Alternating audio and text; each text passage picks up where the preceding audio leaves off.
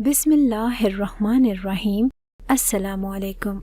मेरी बीवी को बच्चे पैदा करने का जुनून था। जी हाँ, मैं बिल्कुल ठीक कह रहा हूँ। उसे वाकई जुनून था, क्योंकि उसके पीछे बहुत बड़ी वजह थी और जल्द अज जल्द उसकी ये ख्वाहिश पूरी भी हो गई। लेकिन जब से वो हामिला हुई थी, मुझे उससे बहुत ज़्यादा बदबू आती थी। वो जहाँ बैठ जाती वहाँ पर किसी और का बैठना मुश्किल हो जाता। मुझे बहुत गुस्सा आया कि ये औरत अपने साथ क्या कर रही है। इससे पहले तो ऐसा नहीं था। जब मैंने उससे पूछा तो वो मुझे बताती न थी। एक दिन मैंने उसे देख लिया कि उसके साथ क्या मामला है। मैंने उसे बहुत डांटा और कहा कि इस तरह की हरकतें नहीं करो, ये शिर्क है और कुछ भी नहीं। लेकिन उसने मेरी बात ना मानी। 9 महीने तक अपनी हरकतों पे कायम रही। लेकिन जब 9 महीने बाद हमारा बच्चा इस दुनिया में आया तो उसको देखकर सबसे पहले तो डॉक्टर की चीखें निकल गई और उसके बाद मैं समझ गया कि अब सारे ज़माने को मुझे पूरी ज़िंदगी जवाब देने होंगे, क्योंकि मेरे बच्चे की शक्ल बिल्कुल एक छोटी। मैं अपने ख़ानदान का सबसे छोटा बेटा था। मेरे 4 बड़े भाई थे जिनकी शादी हो चुकी थी, जिसमें से उनकी 2 बीवियां मेरी कज़न थी और 2 मेरे अब्बू की तरफ से कज़न लगती थी।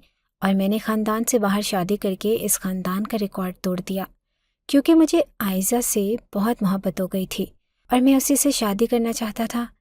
मेरा नाम नवीद है और हम लोग बहुत खाते पीते ख़ानदान से हैं।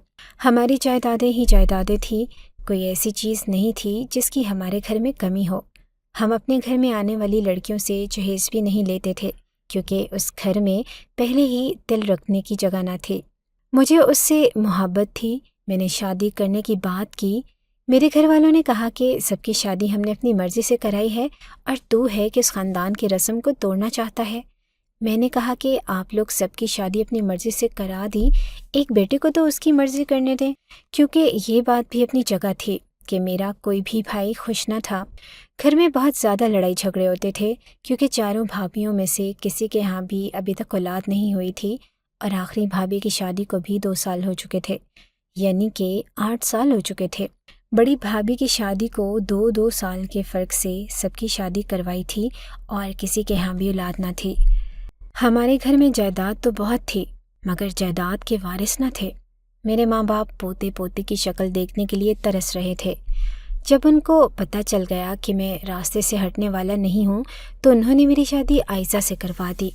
वो बहुत ही खूबसूरत लड़की थी, लेकिन थोड़ी कम पढ़ी लिखी थी। मुझे ज़्यादा पढ़ी लिखी लड़कियाँ अच्छी भी नहीं लगती थीं और हमारे घर में ही उसने रहना था। हमने कौन सा उससे नौकरी करानी थी। हमें किसी से नौकरी करवाने की क्या ज़रूरत थी। वो इस घर में आ गई तो उसे पता चला कि किसी के यहाँ भी औलाद नहीं है। अब वो मुझे बार बार कह रही थी कि बस अल्लाह जल्दी से हमको साहिब औलाद कर दे। तुम्हारे सारे भाइयों में से किसी की भी औलाद नहीं है। तुम्हारे घर वाले मुझे अच्छा नहीं समझते कि मैं तुम्हारी पसंद से आई हूँ, लेकिन अगर मैंने उन्हें जल्दी से दादा दादी बना दिया तो फिर मेरी ऐसी इज्जत होगी कि मैं इस घर की रानी बन जाऊंगी। मुझे इस बात पे हंसी आती थी कि बेचारी मासूम है। मैं उसे कहता था कि मेरी एक बात याद रखो मेरी जान, कि जो शौहर अपनी पसंद से बीवी लेके आता है ना, उसके घर वाले उसकी कभी भी इज्जत नहीं करते, चाहे वो सोने की बनकर आ जाए। बस तुम अच्छे तरीके से रहो जब तक रह सकती हो, उसके बाद देखेंगे कि क्या होता है। अगर कोई ऐसा मामला बन गया कि ये लोग ज़्यादा ही तुम्हारे खिलाफ हो गए तो मैं तुम्हें लेके अलग हो जाऊंगा। वैसे भी हम 2 बंदे होंगे, हमारा कितना ही खर्चा हो जाएगा। हमारे पास बहुत से घर हैं, किसी एक घर में चले जाएंगे। वो कहने लगी कि नहीं, मुझे तो बड़े घर में ही रहना है और मुझे अलग नहीं होना, नहीं तो फिर मुझे सिर्फ आपकी ही तनख्वाह पे गुजारा करना पड़ेगा। यहाँ पर तो चलता हुआ घर है, रोज़ घर में चीज़ें आती हैं, खर्चा चल रहा है। मैंने कहा कि तुम तो बाकी औरतों से बिल्कुल ही अलग तरह की हो। उसने कहा कि आपको तो खुश होना चाहिए, वरना तो औरतें महीने बाद ही अलग होने की फरमाइश करने लगती हैं। हमारी शादी को भी 7-8 महीने तो हो गए थे, लेकिन अभी तक उसके यहाँ भी औलाद नहीं हुई थी। मेरी माँ को उससे कोई उम्मीद न थी, क्योंकि उसने पहले 4 लड़कों के मामलात भी देखे थे। उनको लगता है हमारे ऊपर किसी ने जादू कराया है, हमारे बेटों के यहाँ औलाद नहीं होती है। यूं तो मेरी बड़ी भाभी की शादी को 8 साल हो गए थे, लेकिन इतना वो भी परेशान नहीं होती थी जितना मेरी बीवी 8 महीने में परेशान हो रही थी। बार बार डॉक्टर के पास जाती थी और बार बार डॉक्टर बदलती थी। फिर डॉक्टरों को छोड़ के पीरों की तरफ चल पड़ी। میں نے ان سے کہا کہ ہمارے خاندان میں شرک بالکل ہی نہیں ہے، نہیں تو دیکھا جائے تو کتنی بڑی مصیبت ہے۔ صرف میری ماں کہتی ہے کہ کسی نے جادو کروا دیا۔ اس پہ پھر میرے بابا غصہ ہوتے ہیں کہ کوئی جادو نہیں ہوتا، ایسی باتیں نہ کیا کرو، اپنا ایمان نہ خراب کرو۔ اور تم کیا کر رہی ہو؟ وہ اپنی ماں کی طرف جاتی تھی اور وہاں سے کسی بابے کے پاس چلی جاتی تھی۔ خیر پھر میں نے اسے منع کیا تو وہ بھی منع ہو گئی، لیکن 1 مہینے کے بعد اس نے خبر سنا دی کہ وہ ماں بننے والی ہے۔ لیکن جب سے اس نے یہ خبر سنائی تھی اب وہ مجھ سے دور دور رہتی تھی۔ مجھے لگا کہ شاید اس کو ڈاکٹر نے احتیاط کرنے کو کہا ہے۔ میں نے برا نہیں منایا، گھر میں واقعی عید کا سماں بن گیا۔ اس نے جب سب کے سامنے یہ خبر سنائی تو ایسے لگا کہ جیسے وہ ورلڈ کپ لے کر آئی ہے اور اب سارا ملک اس کو ستائش کی نظر سے دیکھ رہا ہو۔ میرے ماں باپ بھی بہت خوش ہو گئے۔ میری ماں نے فوراً اپنے ہاتھ سے سونے کے 2 کنگن نکال کے میری بیوی کو پہنا دیے۔ باقی بھابھیوں کی شکل دیکھنے والی تھی۔ ظاہر ہے وہ سوچتی ہوں گی کہ ہم اس گھر میں کب سے ہیں اور اس کو آئے ہوئے ابھی 1 سال ہوا اور اس نے سال کے اندر ہی خبر سنا دی۔ بہت زیادہ اداس تھی اور میری بیوی بہت زیادہ خوش تھی۔ اسے تو کسی بات کی پرواہ نہیں تھی۔ اس کو خوش دیکھ کے میں بھی خوش تھا اور خبر بھی خوشی کی تھی۔ کوئی دکھ کی بات تو نہ تھی، لیکن 1-2 ہفتے کے بعد مجھے میری بیوی کے پاس سے بہت ہی گندی بدبو آنے لگی۔ اتنی بری بدبو کہ پاس کھڑا بھی نہ ہوا جاتا۔ ویسے تو ہر انسان کی ہی اپنی ایک بو ہوتی ہے، اگر وہ صاف ستھرا رہے تو نہیں آتی، لیکن یہ ایسی بدبو تھی کہ جس کو میں بالکل بھی برداشت نہیں کر پا رہا تھا۔ میں نے کہا کہ کیا کرتی ہو تم؟ جب سے ماں بنی ہو کیا تم نے نہانا چھوڑ دیا ہے؟ کہیں کسی پیر کی بات میں تو نہیں آ گئی کہ نہانا نہیں ہے؟ اس نے کہا کہ ایسا کون سا پیر ہے جو یہ کہے گا کہ تم نے نہانا نہیں؟ میں نے کہا کہ ہوتے ہیں کچھ پیر فقیر ایسی باتیں کرتے ہیں کہ گندگی میں رہنے سے مرادیں پوری ہو جاتی ہیں۔ وہ کہنے لگی کہ آپ نے کیا مجھے ایسا سمجھ رکھا ہے؟ میں بالکل بھی شرک نہیں کرنے والی، میں ماں بننے والی ہوں۔ جو میں سوچوں گی ویسے ہی میرے بچے کی تربیت ہوگی۔ ہمارے گھر میں تو یہ معاملات تھے کہ کسی کی زبان سے یہ لفظ نہ نکلا کہ بیٹا ہی ہونا چاہیے۔ وہ کہتے تھے کہ بس بیٹا ہو یا بیٹی ہو، صحت والا ہو، کیونکہ اس گھر میں تو کسی کے بچے ہی نہ تھے۔ ایسے میں اگر بیٹی بھی ہوتی تو وہ سب کی آنکھوں کا تارا ہوتی۔ مجھے بھی بیٹا بیٹی کا کوئی مسئلہ نہ تھا، پر میری بیوی ہمیشہ یہی کہتی تھی کہ میرا بیٹا آنے والا ہے، میرا بچہ آنے والا ہے۔ اس کے پاس سے بدبو آ رہی تھی۔ یہ باقی لوگ بھی محسوس کر رہے تھے، لیکن باقی لوگوں کے پاس وہ اتنی دیر بیٹھتی نہ تھی۔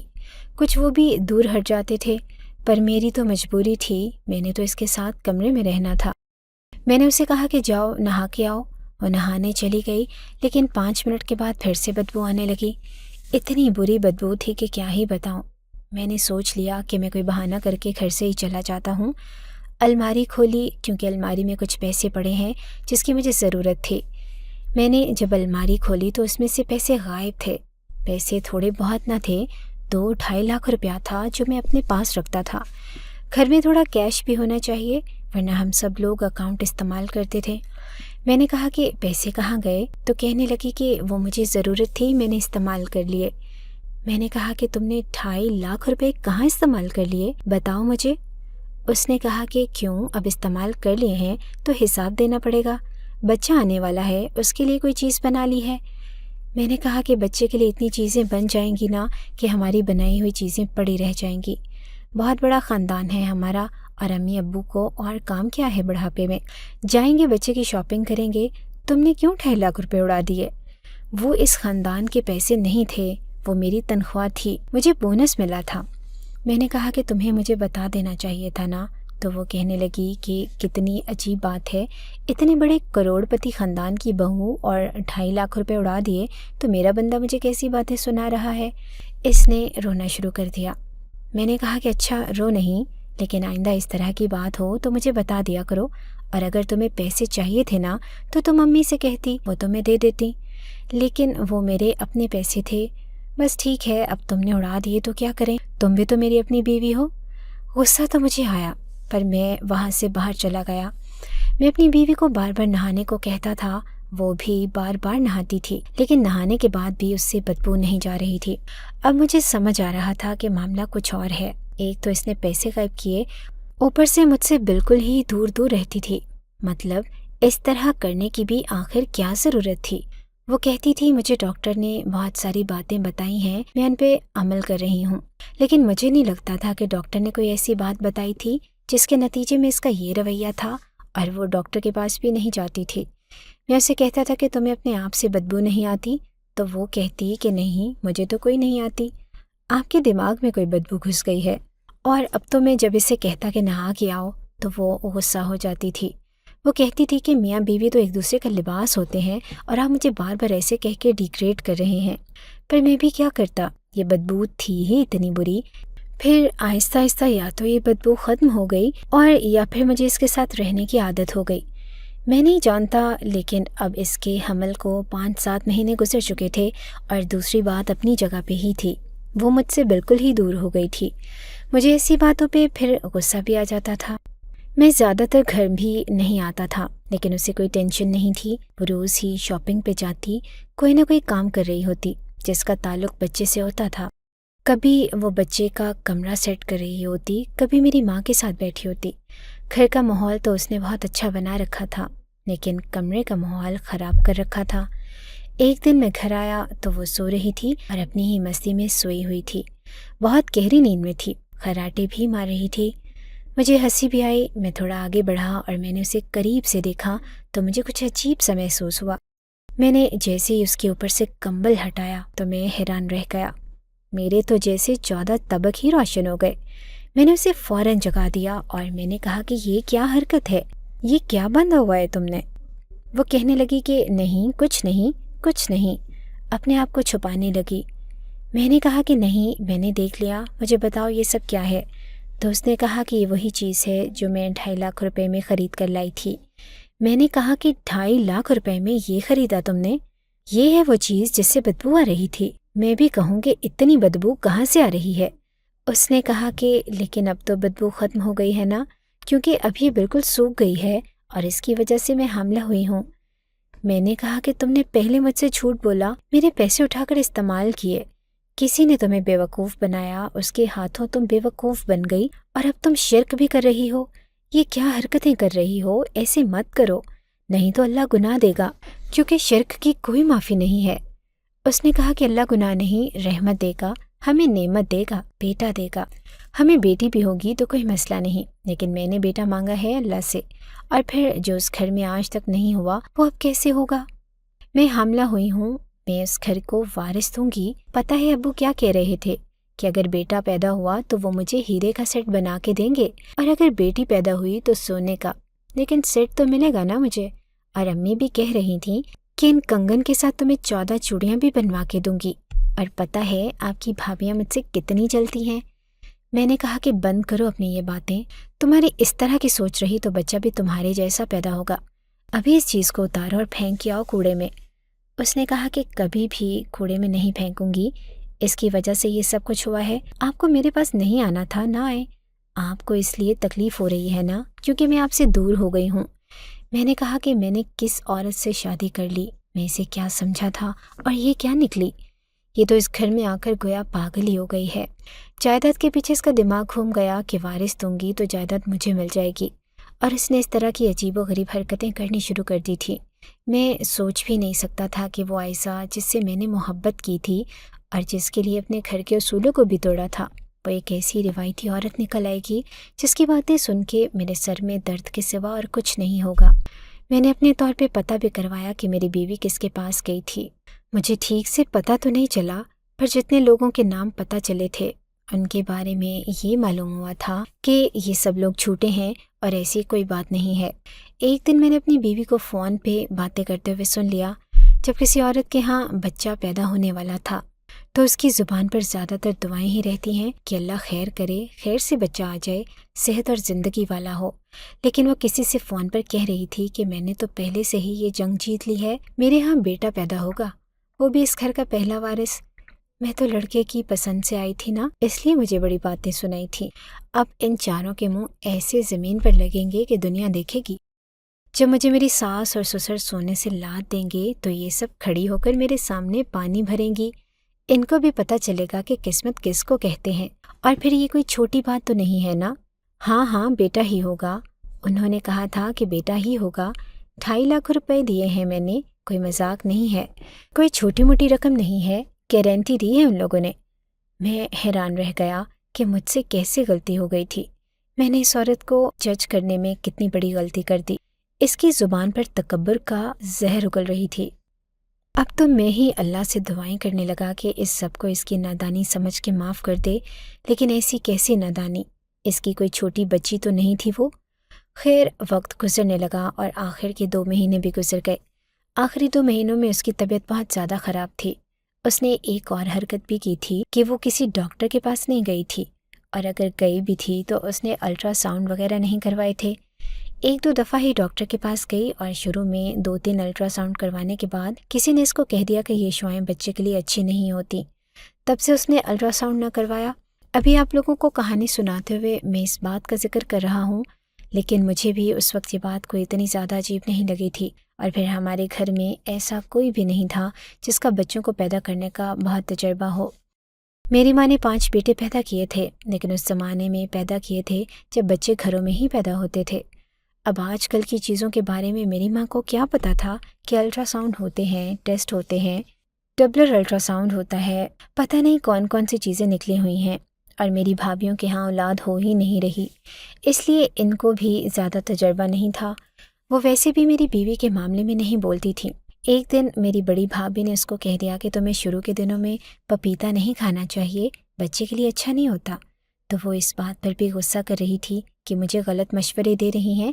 اس فروٹ میں تو بڑی غذائیت ہوتی ہے، بڑی طاقت ہوتی ہے۔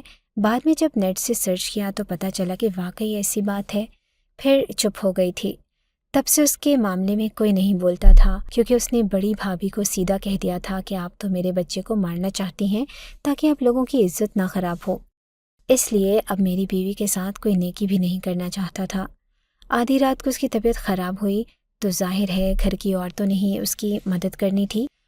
وہ سب لوگ اسے ہسپتال لے کر گئیں۔ ڈاکٹر نے بتایا کہ کیس نارمل ہے، ایسی ویسی بات نہیں ہے، آپ لوگ پریشان نہیں ہوں۔ پھر بھی سب لوگ آگے پیچھے پھر رہے تھے۔ اس نے ایک دفعہ بھی کسی بھابھی کو یہ کہہ کے تسلی نہیں دی کہ اس گھر میں بچہ آئے گا تو آپ سب کا بھی ہوگا۔ وہ کہتی تھی کہ بس میرے بچے کو کوئی نظر نہ لگائے، کوئی نظر ہی نہ لگا دے، سب اپنے کام سے کام رکھیں، میرا بچہ میں نے ان کے لیے پیدا نہیں کیا۔ میرے بھائیوں کو بھی بچوں کا بہت شوق تھا، وہ بھی بار بار کہتے تھے کہ آپ کا بچہ ہماری بھی اولاد کی طرح ہوگا۔ تو وہ کہتی تھی کہ نہیں، اولاد کی طرح نہیں ہوگا، بس آپ لوگوں کے ساتھ اس کا رشتہ ہوگا جس کو میں ختم نہیں کر سکتی ہوں، لیکن زیادہ حق جتانے کی ضرورت نہیں ہے۔ میری بیوی نے سب کے دل دکھائے تھے، یہاں تک کہ میری ماں کا بھی۔ ان کو بھی اس نے الٹی باتیں کی تھی اور کہا تھا کہ آپ باتیں تو بڑی کر رہی تھیں کہ اگر آپ نے بھی میرے ساتھ اچھا معاملہ نہیں کیا تو میں آپ کے پوتے کو لے کر اس گھر سے چلی جاؤں گی۔ اور تب میری ماں کو یہ بات بڑی بری لگی تھی، کہتی تھی کہ وہ بچے کے ساتھ کھیلنا چاہتے ہیں، اور اس نے پہلے ہی دھمکی دے دی تھی کہ میں اس کو لے کے چلی جاؤں گی۔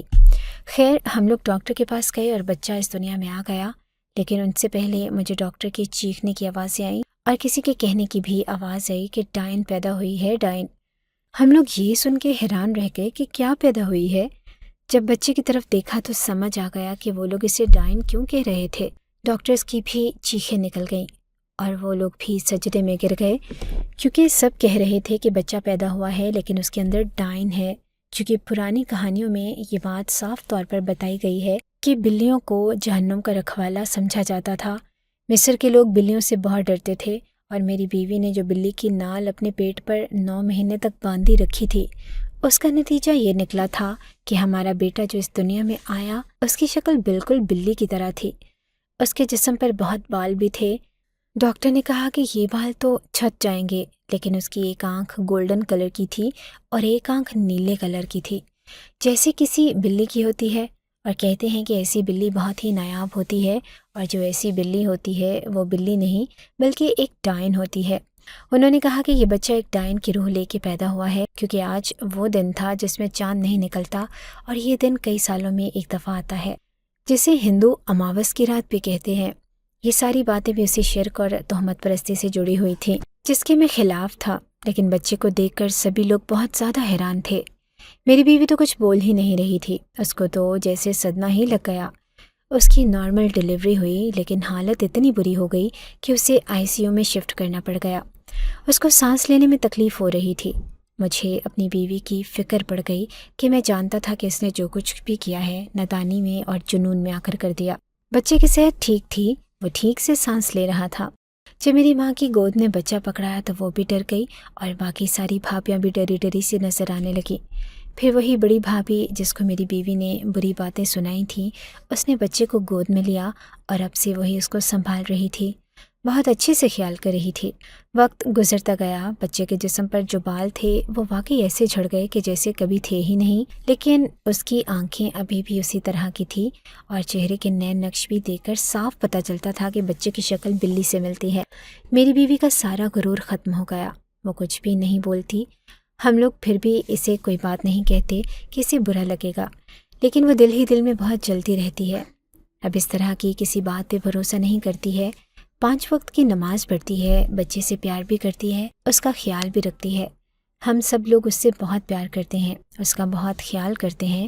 پھر وہ ہمارے گھر کا بچہ ہے، لیکن جس طرح سے چیزوں کو سوچا گیا تھا وہ اس طرح سے نہیں ہوئی، اس لیے میری بیوی بڑی پریشان ہے۔ اس کے بعد اس کی طبیعت بھی کافی خراب رہی، پتہ نہیں اس نے صدمہ لے لیا یا کیا ہوا کہ وہ 3-4 مہینے کا بالکل بستر پہ ہی پڑ گئی تھی۔ پھر میں نے اسے سمجھایا اور اب مجھے ایسے لگتا ہے کہ معاملات کافی بہتر ہیں۔ آخر پہ میں صرف اتنا ہی کہنا چاہوں گا کہ ہمیں ان چیزوں کے بارے میں سوچنا چاہیے۔ یہ سب کچھ ہم سے معاشرہ اور معاشرے کی رکھوالے کرواتے ہیں۔ میری بیوی یہاں آئی تو وہ اپنی زندگی اپنے طریقے سے بھی گزار سکتی تھی۔ اس کے دماغ میں یہ بات تھی کہ اگر میں نے وارث پیدا کر دیا تو میری اہمیت بڑھ جائے گی، کیونکہ اسے اس کی اہمیت دی ہی نہیں گئی تھی۔